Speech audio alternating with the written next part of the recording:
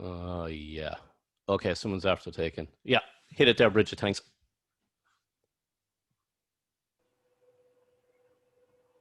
Welcome, everybody. This is the Helm Dev Weekly call for Thursday, the 24th of September, 2020. As usual, we're going to start with any announcements, and then we'll move to discussions after that. Okay, so kicking off, first two announcements for this week. So Helm 2.16.12 and 3.3.4 were released. So these were patch releases for some issues that came in the previous releases. So thanks to everyone that's involved in getting those patch releases out and putting the fixes in, particularly Farina and Fisher. So well done. Does anyone want to say anything on those releases? It might be important to note that they're in Helm 3.3.2. So there's 3 releases that happened for Helm 3. There's Helm 3.3.2, 3.3.3, and 3.3.4. Helm 3.3.2 was the initial assessment from the security audit that we were taking a look at for the security team. There's a couple of breaking changes that had to be made in the name of security. So it's well worth taking a look at the 3.3.2 release notes if you're going to upgrade from there. After that, 3.3.3 was fixing up a bug that we found with the security audit, and 3.3.4 was another regression that we were fixing up there. So after that, the idea is that you should upgrade to version 3.3.4 to receive all those security fixes and then to fix all those regressions. But that's worth noting at least.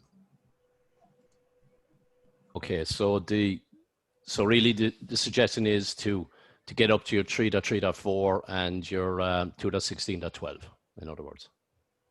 Okay, all right, that's great. Thanks for that. Right, and I'm going to hand over to Farina around the Zoom call password. Yes, so across all things CNCF, that's Kubernetes and everything, we are now getting Zoom passwords because Zoom's going to require a Zoom password or a waiting room, right? And if it's a waiting room, then you have to sign in with a Helm account in order to get in before you can let anybody else in. So you can't claim host afterwards, that kind of thing. So everybody's going to a password across the CNCF, which is this many 7s. Everybody has the exact same password everywhere, and we'll probably have it set up and in place for next week's call. It's just kind of going that way everywhere. Zoom is requiring this, I think, and so all CNCF things have to adapt. Question on that. Does this mean then the person that kicks off the meeting has to accept everyone one by one into the call?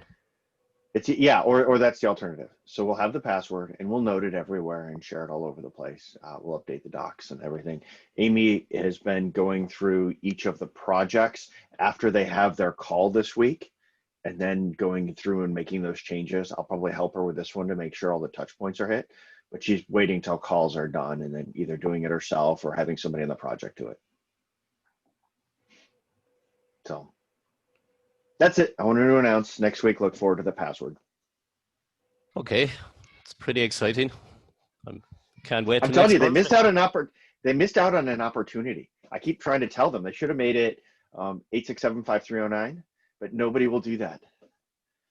They missed an opportunity. Hopefully it's 1 to 7. So I'll hand it back to you. Hopefully it's 1 to 7. Right, we're going to get on to the discussion topics. So I'm after bringing forward, because I think we forgot about it from last week, but we ended on the discussion last week, and I think why I want to bring it in, because a few interesting things have happened over the last week around the stable and the incubator repositories going out to pasture in November. Okay, so why I bring it up is because basically the charts, the repos, everything. So we look at it and we say those charts are there. I suppose a lot of times we assume people, especially in organizations, they create their own chart repos. They might fork off from those charts, etc. And, you know, you'd assume people are using their own charts, etc., like that. But what seems to be coming to the fore, and what we saw with maybe some of the issues during the week around, people are actually still very tied to a lot of these repositories. They're still very, the charts being the main thing going forward. And also talking to someone in the community during the week, one of the communities, when they had to move over their repos from one of the projects that just happened to be tied up with the Google storage, is that people are not that sure going forward. So I suppose one question on this is the way to tackle this to provide a good detailed document on the steps and the alternatives and how people do it, as if they're migrating over where you'd migrate over binaries and any underlying metadata with it, or what is the best way to approach this? Because I get a feeling this is going to, this could potentially cause pandemonium once they disappear, for want of a better word. Yeah, and it probably will. So we said it initially, lots of people didn't listen.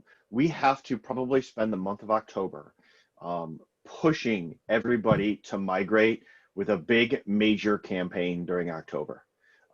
First of all, the idea of keeping it around so everybody can keep using it isn't going to happen, because we saw the bill, and I won't say the number here, that Google has been paying for us for this, and they're not going to pick it up anymore. Nobody's going to pick up that check. Nobody has stepped forward with that many zeros to pick up the check on this. And so right now, even if we'd like to keep those around and in use, nobody wants to foot that bill. It's just too large of a number. And so Matt, do you we mind have sharing to shift to something else. what it was? That number? Yeah. The number?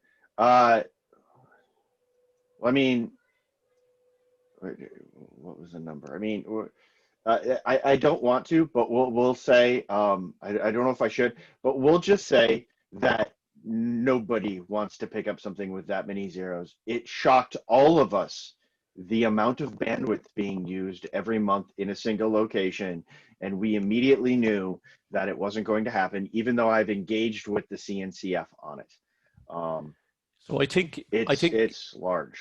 And I think that message has gone out, in particular around that, look, it does need to go and so forth. I suppose the point I'm making here is we need a good migration path for people. It's one thing to tell people it's going away and get a message out there, but I think the key here is the migration path, the steps or whatever for, you know, and we have to assume for the person that just, you know, the first day they ran Helm repo ad stable and they've been running perfectly for the last 4 or 5 years, 6 years, whatever, no problems, and then bang, one morning they can't find the chart. So that's where I'm saying to come from that level, have the migration pack or the document that you can reference in the blog. So that's the point I'm thinking. Yeah. Do we have a marketing committee, or probably not? We do. We have one community manager, Karen, who's helping out with a lot of the communication and sending out things and making sure that these kind of things were passed along. But yeah.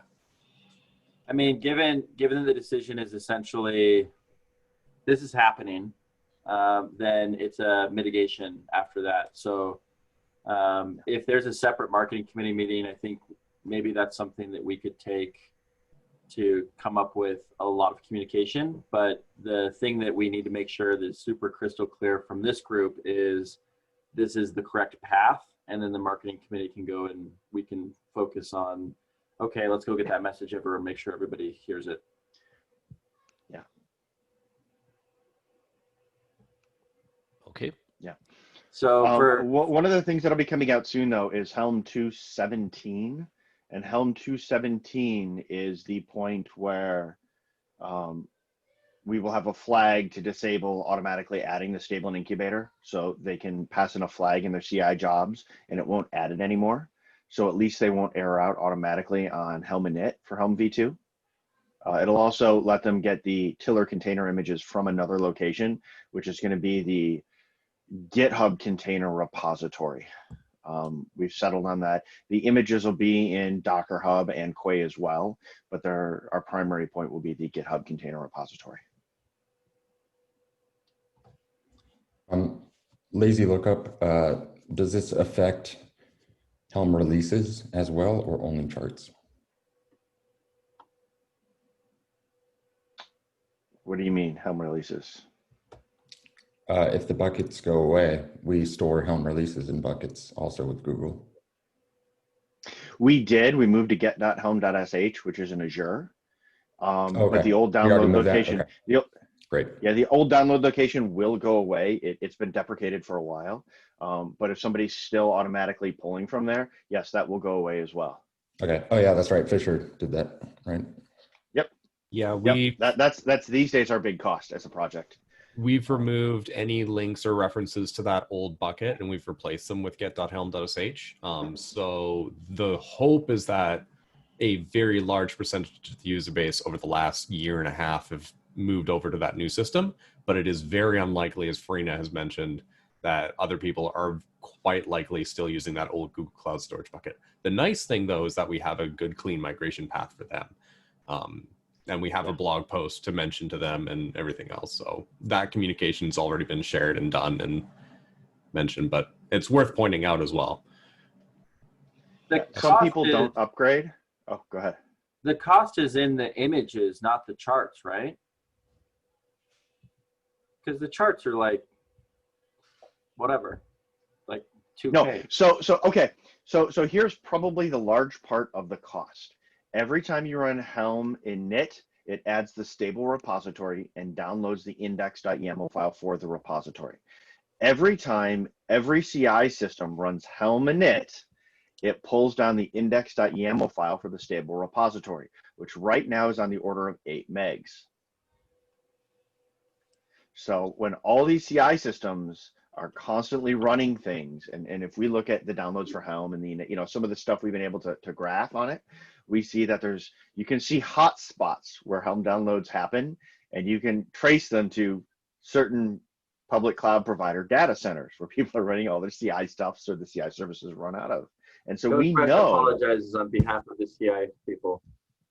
Yeah, but that's okay. But it's the index.yaml file that gets pulled down every time Helm init is run in Helm v2, and that's 8 megs, and that's happening a lot. And so that is a large chunk of bandwidth coming out of there.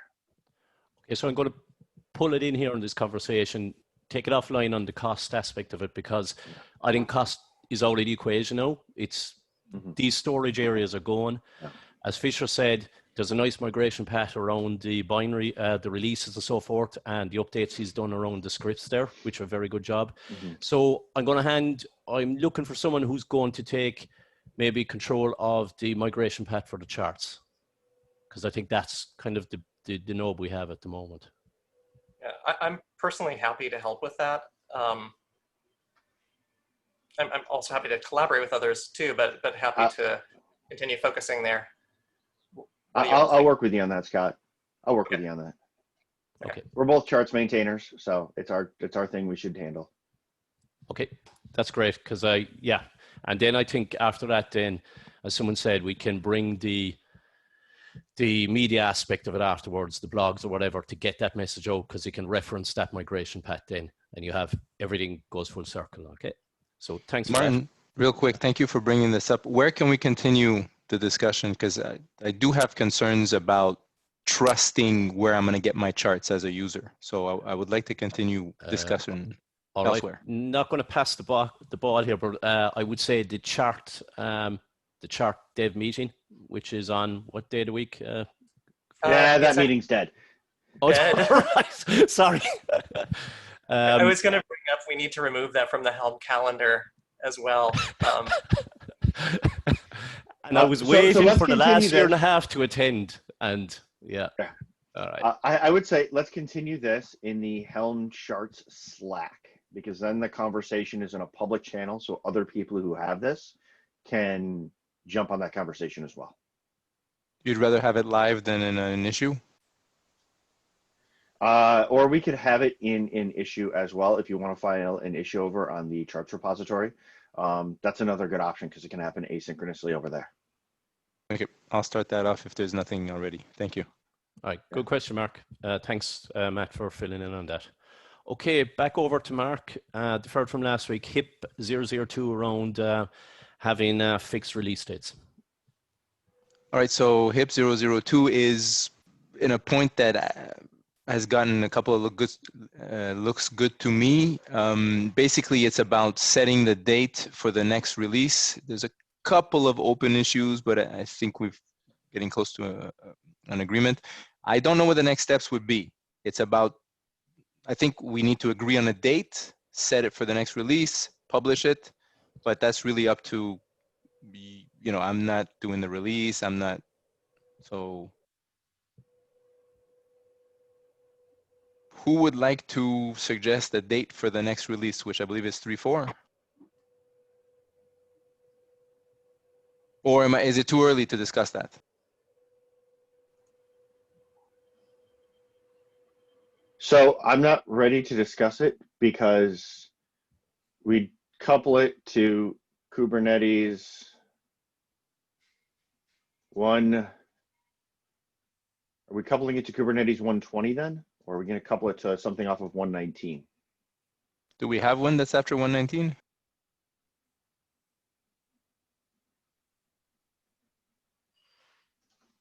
Is 3.3 after 119? There is a PR that has 119 support, but it's not merged. Or at least it wasn't when I left on vacation last week. So we probably should cut a 3.3.4 with that change in it.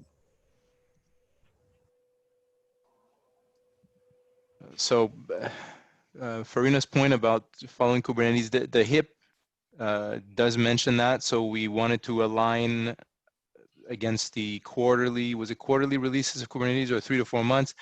So again, it's just about, I'm not sure what the next steps would be. And is the HIP approved? So getting familiar with the process.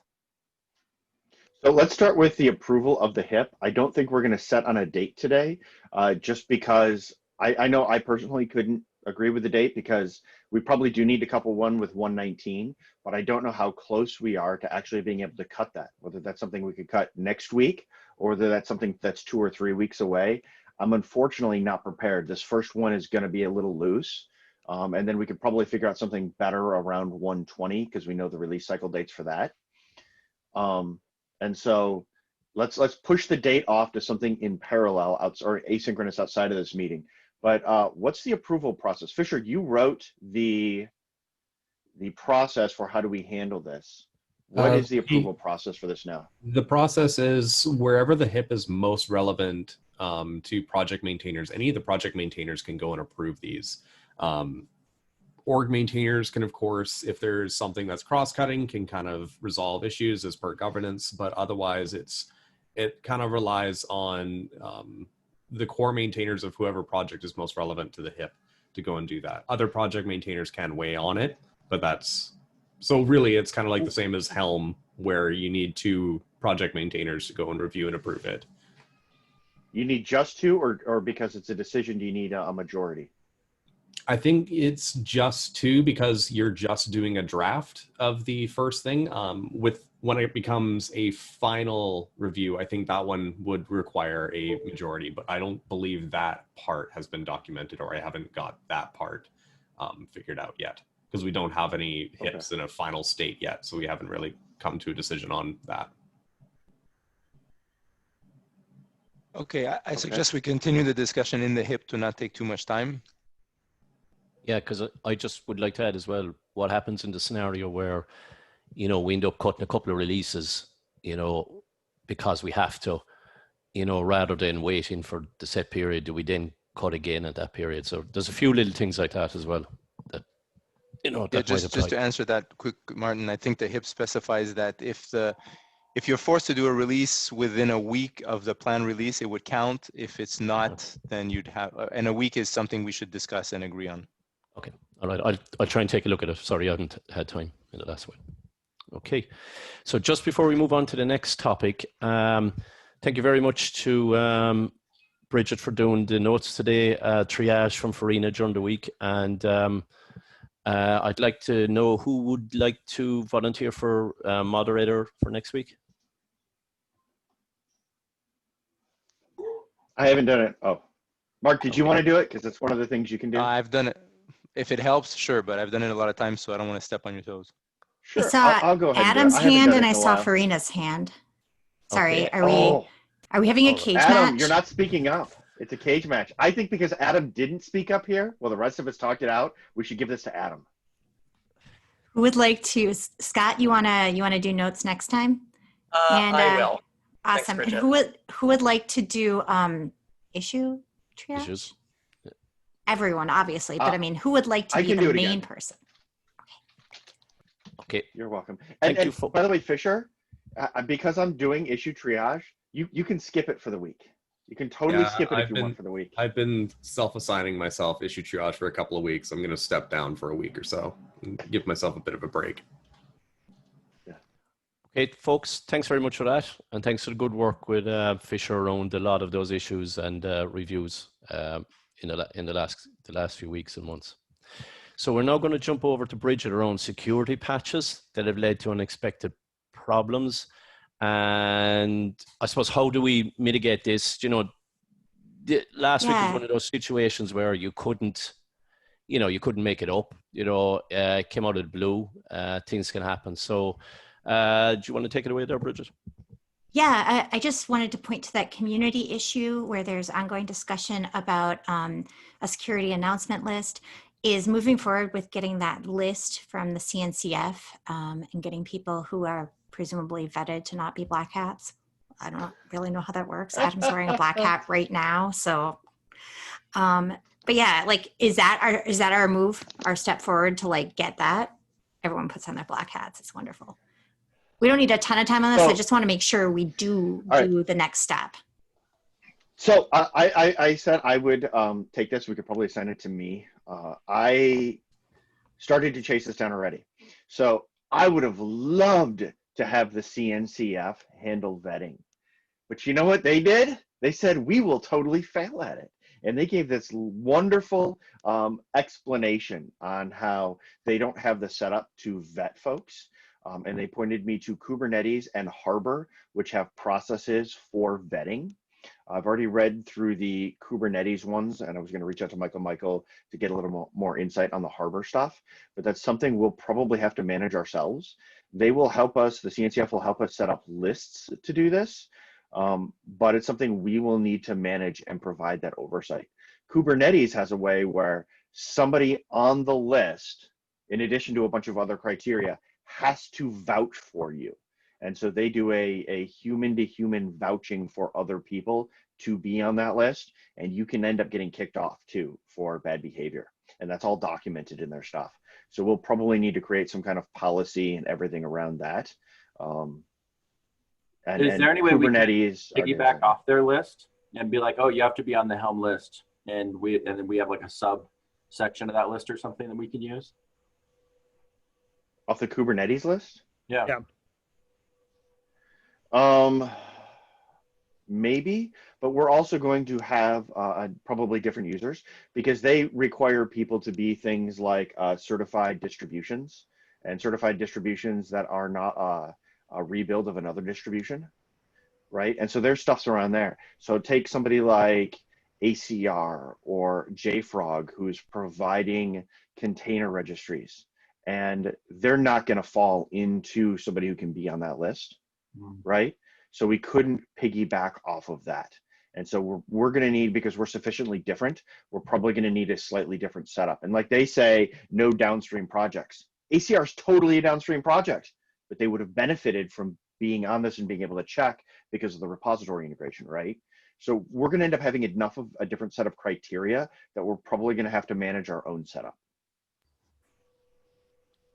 I just want to advocate for going slowly on this, because one false step here can be the end of the project. So yes, I do not expect quick movement on this, and everything will have the security team and CNCF. I'm going to get as many eyes on this to look for holes in this process as possible and mimic what other people I think are doing successfully, which is what I think Kubernetes has done so far successfully, I think. with their embargo list.